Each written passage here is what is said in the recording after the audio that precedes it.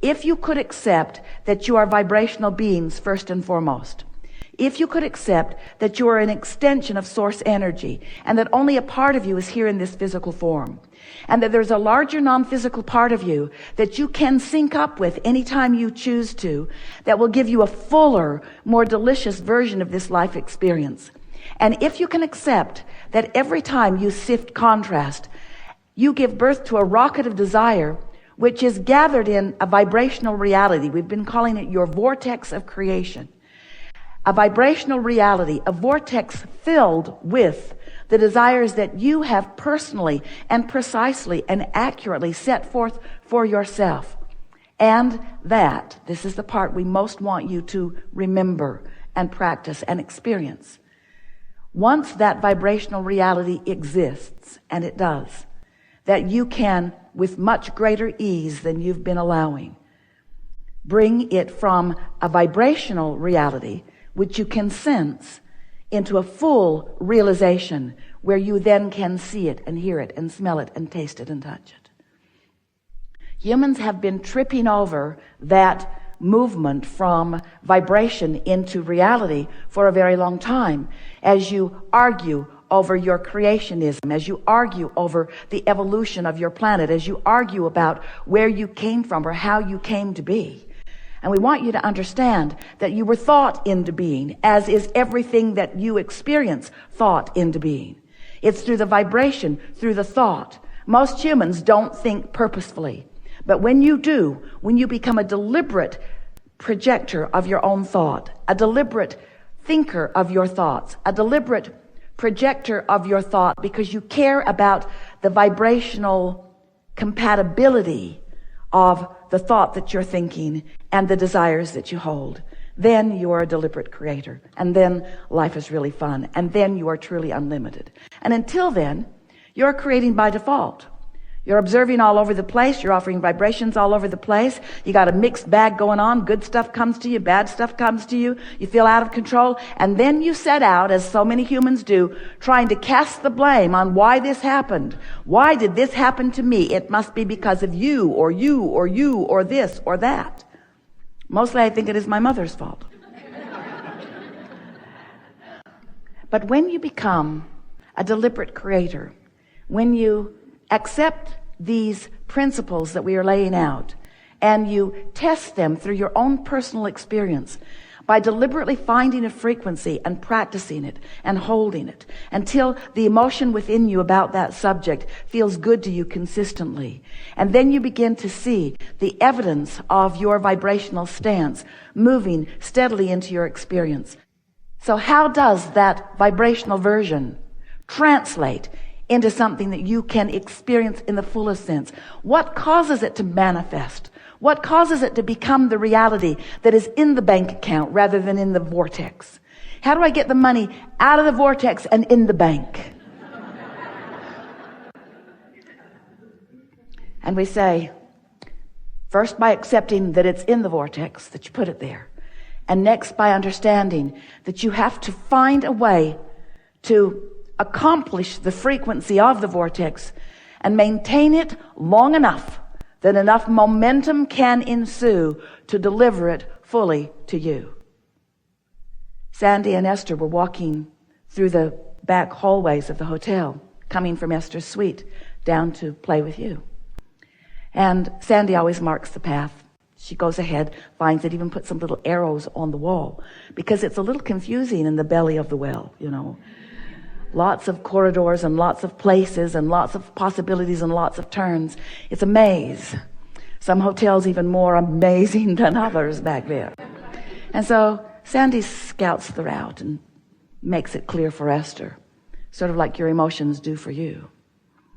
And then they came today to the doorway behind the curtain, and it was locked. Almost there, but can't get in. And Esther just smiled as Sandy began to run down the hallway. She was going to go get someone. And at that moment, two people walked up, and one of them had a key to the door. And Esther said, "Isn't it always that way? Isn't it always that way? There's always someone with a key to the door that you're standing at. Always, always, always, always, always. But you've got to be in the frequency to see them, to allow them. Most important, to rendezvous with them. That could have been different. The door could have been open as it usually is. But how fun it was to come to a door that was locked and 30 seconds later have it opened by someone who just came around the corner. And that's the thing that we want you to understand. Sometimes you stand there and you can't see the open path that you think you need. But we promise you, there's someone right around the corner with the key to the path. You just have to chill out. You just have to not worry so much about it. You have to not be concerned about locked doors, because there are no doors that are truly locked to you. And if we can convince you that a vibrational jump is what your work is, period, that law of attraction will bring all those with the keys. It's just the vibrational jump that you're looking for. The vibrational difference. The vibrational difference. An emotional countenance that is more like ease and flow and positive expectation and fun and exhilaration, rather than doubt and worry and fear and concern. So it's our promise to you that you'll do some shifting today, because you just can't play in an environment like this without shifting. It's also our desire to explain to you that we understand where you are. You're doing really well. It's pleasing to us that you want to be here on the leading edge. Esther is so enlivened by the nuggets that she knows we will all discover today. The new way of having an experience together. The new clarity that is certain to be yours. The new understanding that is certain to be yours. And most of all, the new vantage point, the new set point, the new relationship with life, the new relationship with everyone you know. I've really been practicing this being deliberate. It's sort of amazing. Well, nothing less than that feels as good.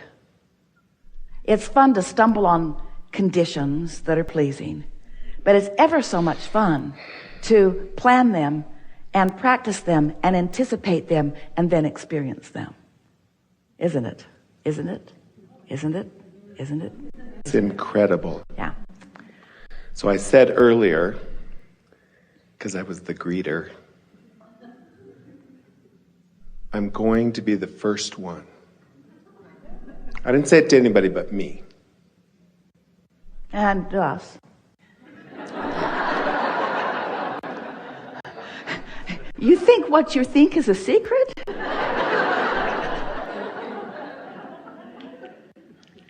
So I've been listening for a long time, been doing this thing for a long time, and I realized that I wasn't listening and I wasn't doing. So a year ago, I said, I have one goal: to be happy. Yeah. And I started, really after that. That puts everything in perspective, because when your intention and attention is upon the way you feel, now your attention is upon your vibrational climate, your point of attraction. It's upon where you stand, which is everything. Because the way you feel is the indicator of what you're doing vibrationally. And what you're doing vibrationally is everything about who you're rendezvousing with, the timing of it, how things are unfolding, your ability to realize it, your ability to translate it, your ability to be at the right place at the right time. Everything is contingent upon your point of attraction, which is evidenced by the way you feel. So a goal to be happy, that's the goal. That's the in the back door, inside work of living happily ever after. And when you think about it, isn't everything you want, whether it's an experience or a material object or a relationship, isn't everything that you want because you think you would feel better in the having of it? So when you decide to take control of how you feel, and you say, let's see, I could be happy or miserable. Let's see. I choose happy. It's not a hard decision. I choose happy. You figured it all out. Good for you. it's not to be missed. Yeah. So after I decided that, I was kind of messing with it. And I was like, okay, I won't foster a bad thought for more than 3 minutes. And then I got down to 2. And then I was like, wait a minute. She said 17 seconds. And I'm at 17 seconds now. I won't even 2 seconds. Someone asked the question the other day, how do I get rid of doubt? And we said, before you get it. Which is not the answer you want to hear. We know it's just irritating.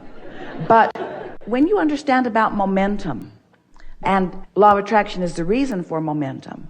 So once you get going on a thought that doesn't feel good, momentum ensues, doesn't it? And pretty soon you're remembering things from the past, and you're rendezvousing with others that have the same issues and complaints, and then you start creating new experiences that are evidence of the way you've been feeling. And so momentum gets going, and if you're not sensitive to how you're feeling early on, so you don't stop the momentum when it's easy in the early stages, as you are describing, but you let it get going, then there's really often not much you can do about it until something breaks the momentum, like going to sleep or meditating. Sometimes someone with a very strong energy can come into your experience and they can dominate it, and if you focus upon them long enough, your energy will shift. But you don't say it, but it's like you mean it. Abraham, I've fallen out of an airplane and I don't have a parachute, and could you please explain to me what my best course of action is now? And we say, hang on, it will be over in a little while, because momentum is momentum, and sometimes the momentum gets underway. But when you are aware of momentum and you are aware of law of attraction, and you know what we know, that when you hold a thought for as little as 17 seconds, more momentum happens because another thought like it joins it. And then another 17 seconds, more momentum and more momentum. And whether it's a thought about something wanted or unwanted, momentum is happening. So if you are not caring about the way you feel, as Esther told us many times in the beginning of these conversations, I think I'd rather be right than happy. You ever been in that situation?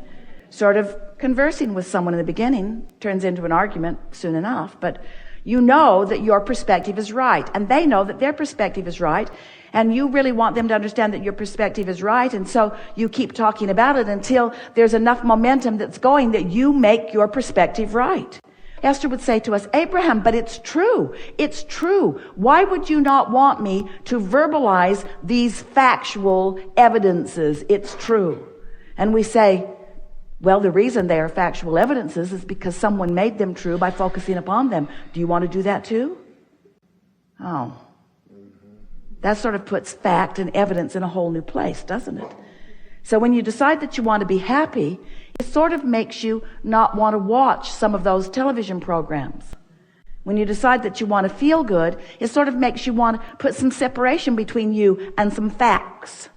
Some facts that are certain to activate some vibrations within you that are going to prevent you from being one who easily receives what you've put into your vortex of well-being, you see. We're appreciating you bringing up the 17 seconds because we like talking about momentum, because this is a conversation about law of attraction, because you have a point of attraction that law of attraction is responding to. That's all that we're talking about all day, every day. So when you get it, that you have a point of attraction and that you're emanating some signal based upon what's active in your thought process at the time, and that equals your point of attraction, and that more thoughts like it are on the way to it. It's like putting your car on the top of a hill and deciding that you'd like to practice gravity and momentum. So you take it out of gear, you take the parking brake off, and you just nudge it just a little bit. Doesn't take much, does it? Just bump it a little bit from behind. Doesn't even take 17 seconds, really. Just nudge it. And it will begin to move. Now, if you come to your senses, as our friend's saying, 17 seconds, he doesn't let the momentum get going. You jump in front of your car, and it just bumps up against you. It doesn't hurt you one bit. There's not enough momentum. And it stops. But you wouldn't want to be at the bottom of the hill stopping that momentum, would you? And so that's the point that you're making, and it's the most important point, because you do have control over which thoughts you give momentum to and how much momentum you allow.